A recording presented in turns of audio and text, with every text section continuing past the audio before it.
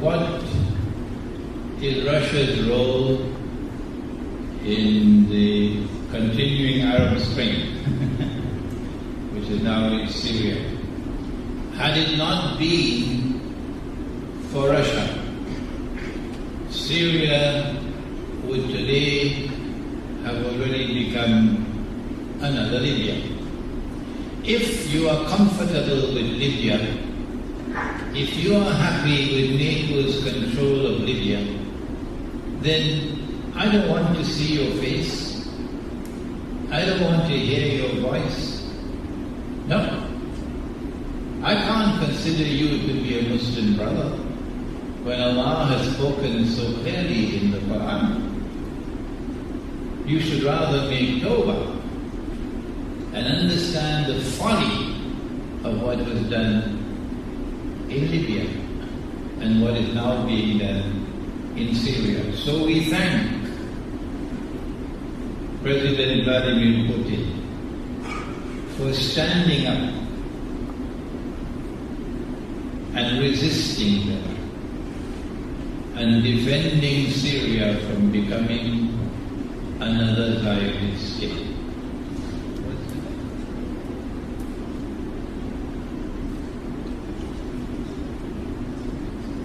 The question pertains to Iran's support for President Bashar Assad and his regime. The strategy of the Zionists is to provoke civil war in Islam.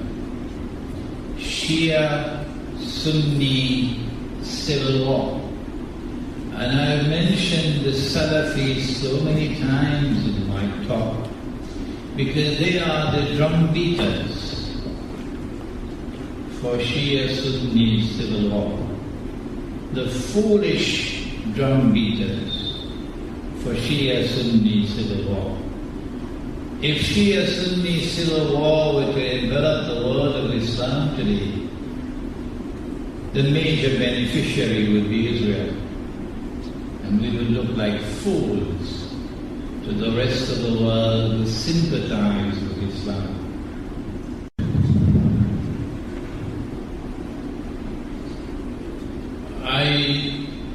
The question is, how should Muslims who are living in the West, meaning the Zionist West, how should they prepare themselves for what is to come? I no longer travel to any country which is a member state of NATO. No, sir. So for me to travel from Malaysia back to my native island of Trinidad, I've got to take a route through Moscow now. I have advised those who are residents in the United States, in Canada, in Britain, in France, countries which are militantly supportive of Zionism, and who are Muslims or non-Muslims but also opposing Zionism. Your first option is hijrah, out of those countries. If you can get out and go to another part of the world, because Allah's earth is wide, another part of the world which is more hospitable for people who stand up to the Zionist rulers of the world, then please do so. But that's not possible for all. So the second option would be to get out of the cities of the modern Europe and America. Get out of the cities and relocate to the remote countryside in small communities. This is the message that comes out of which surah of the Quran? Suratul Kahf of the Quran. Suratul Kahf of the Quran. And the story, the young man and the cave. Withdrawal for security. Next question to Sheikh Umran as well. If we consider Russia as a power that never colonized any country, then how to explain its occupation of total territory of Central Asia, Finland, Volga region, Urals, Ukraine, Crimea, etc.? Number one, we must make a distinction, if it is possible for us, between Russia before the Bolshevik Revolution, Tsarist Russia, and Russia under the Soviet Union. The Russia before the Bolshevik Revolution is now returning. So the sins of the Soviet Union should not be put at the door of Russia. Number two, my comments were clearly concerning those who fought wars of aggression to colonize the rest of the non-European world.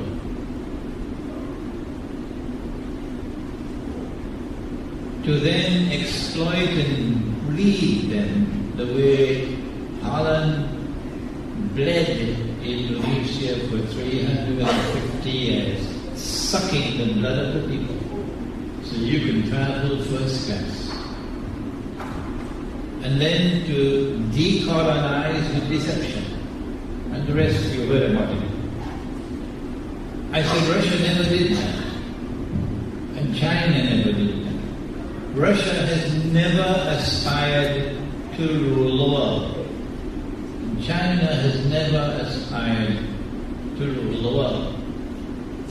But in the same way that there were wayward Muslims who fought wars of aggression, of which today we are ashamed, like the Ottoman Empire, so too there may have been instances in Russian history where they may have fought wars and occupied other territory which were literal states, not around.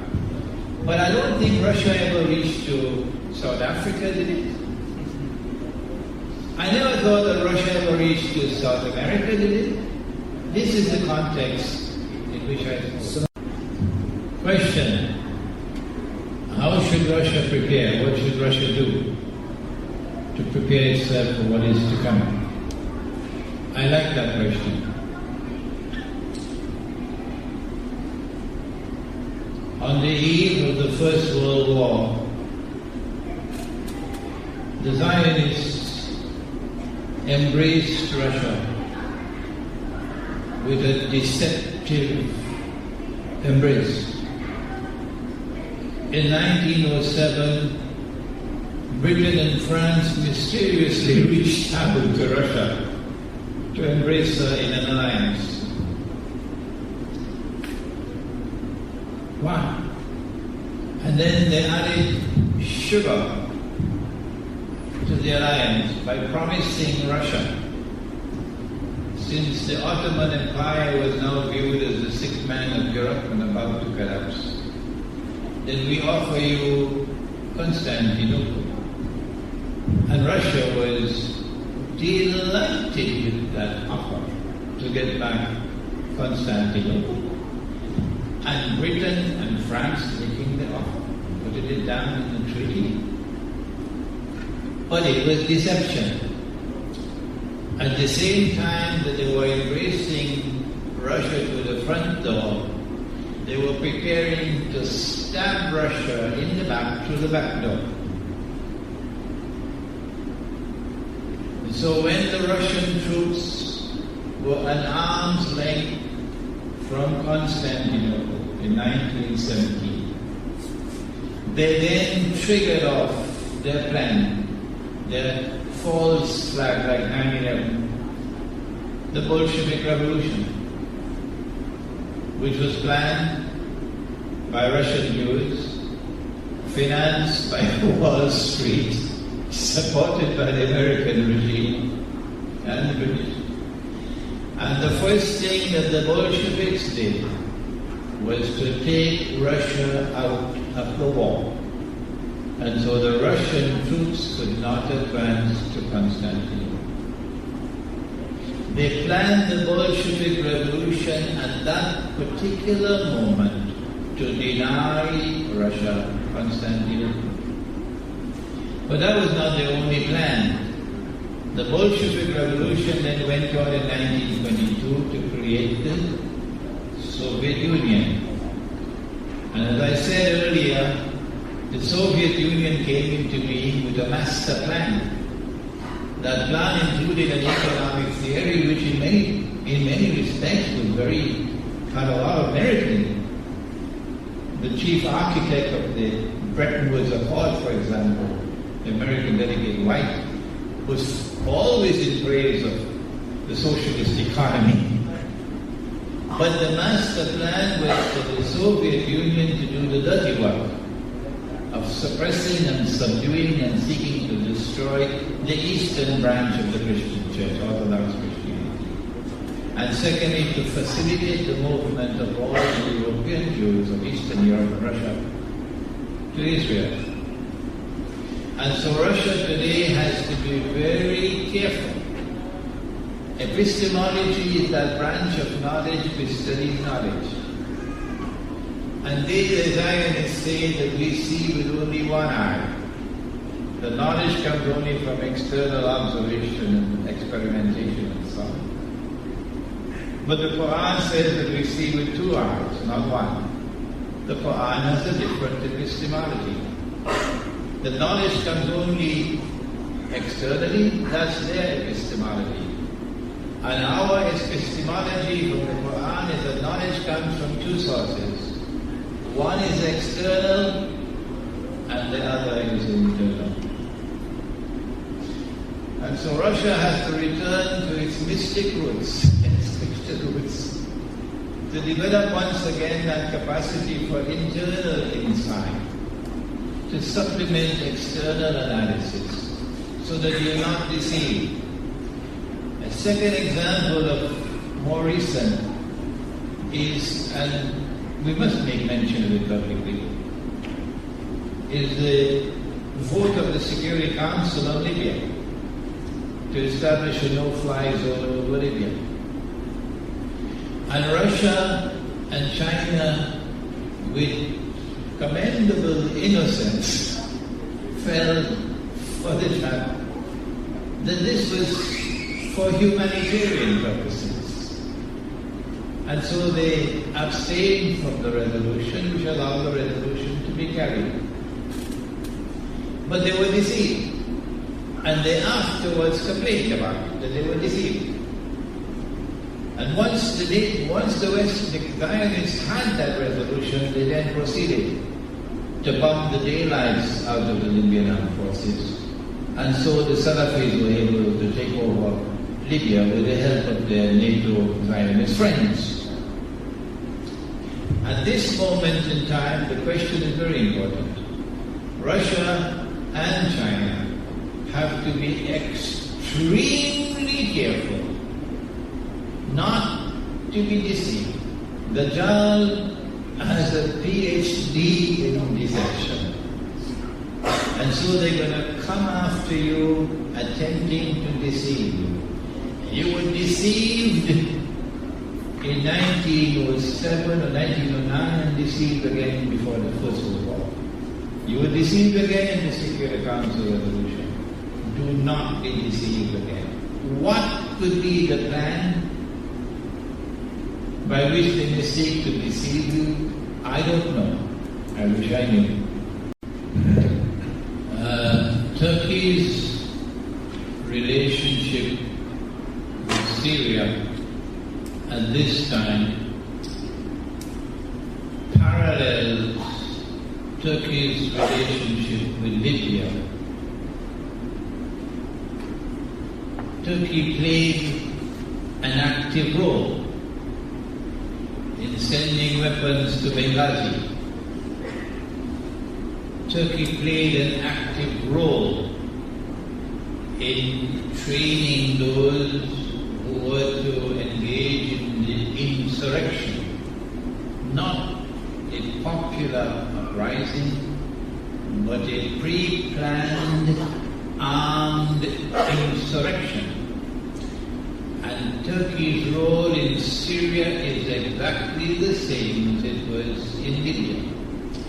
So we should not allow humanitarian aid to be thrown as dust in our arms and obscure the bigger picture, which is one in which Turkey is playing the Zionist game up to the hill, and we are ashamed of the conduct of the Turkish government.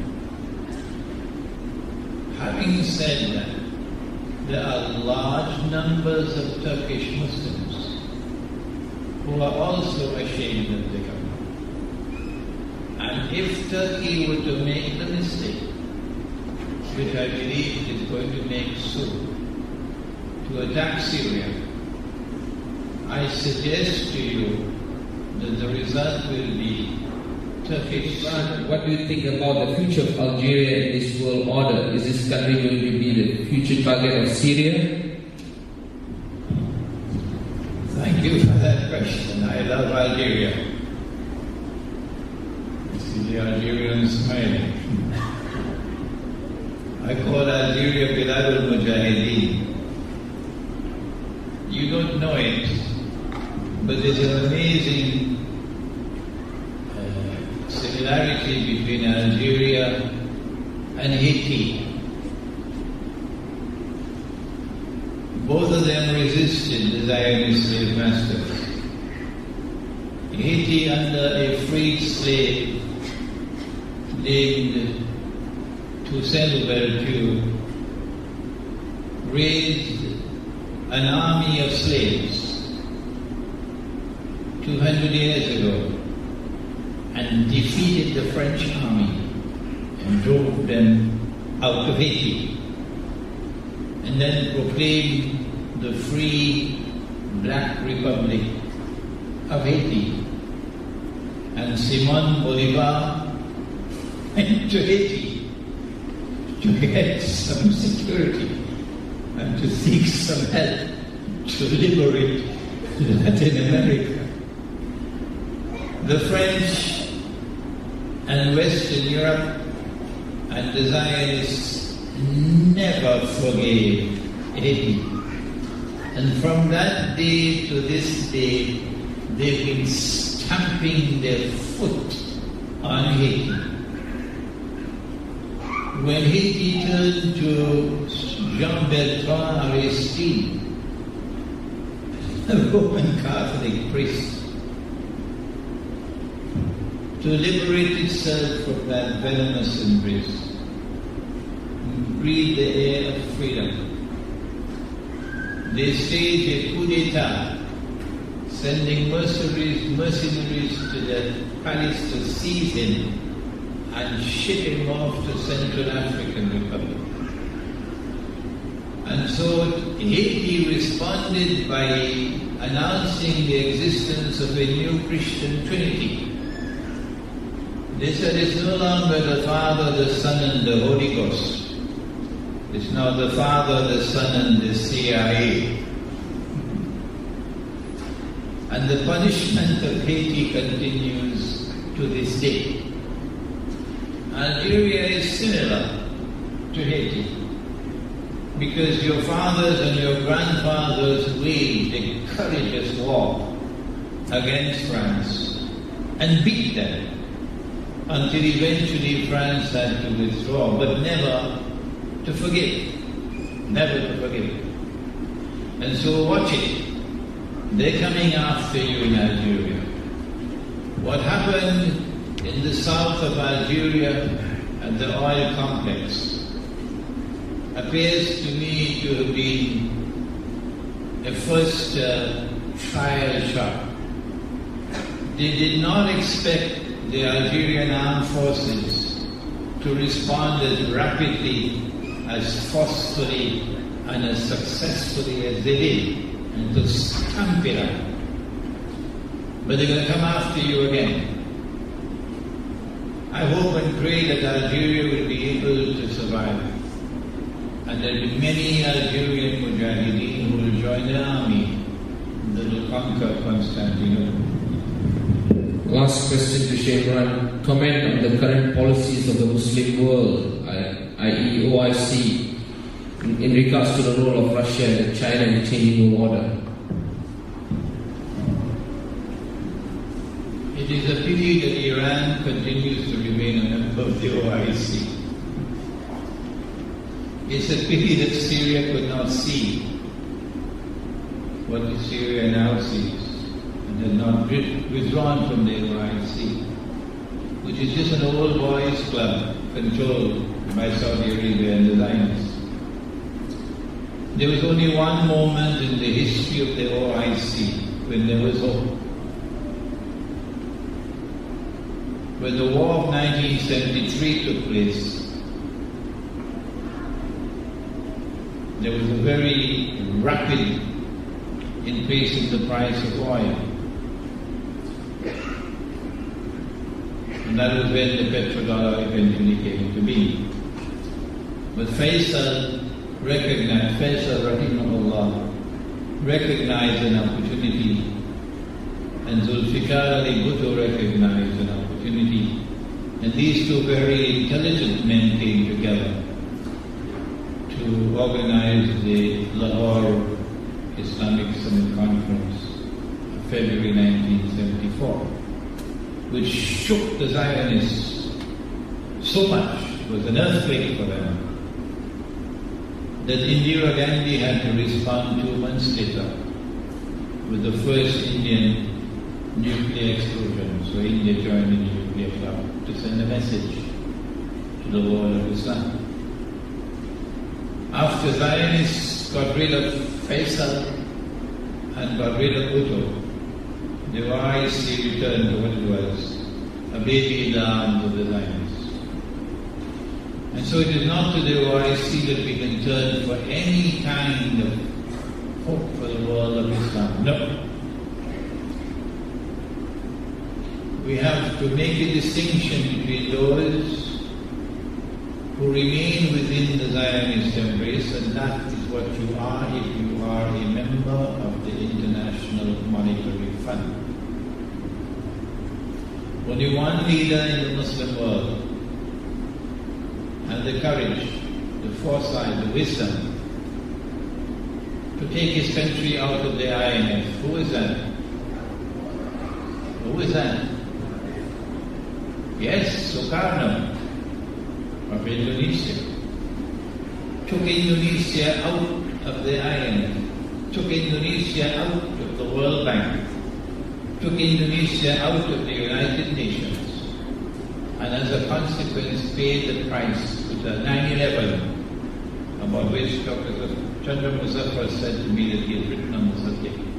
And they got a Pervez Musharraf in Indonesia by the name of Suharto to take over and to bring Indonesia back into their arms. The future of the world of Islam is not in the hands of governments which are comfortable with the UN and the IMF and the World Bank. The future of the world of Islam depends upon the emergence of Islamic scholarship with the knowledge and the courage to be able to offer the guidance that Muslims need to be able to take charge of their affairs. Unfortunately, not only has the world of Islamic scholarship failed, but failed miserably. And we have to pray that a future day may come when from our midst may arise that caliber of Islamic scholarship and that courage with which to be able to not only explain the world in which we live today, but guide our people how to respond to it.